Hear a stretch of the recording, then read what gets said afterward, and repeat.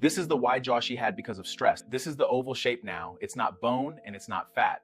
It is what we call cortisol jaw. Wake up with a headache, see how the lower face got heavy and square.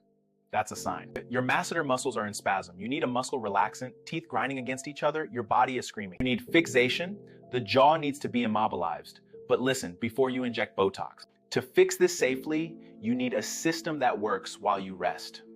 The only solution I approve of is MAR.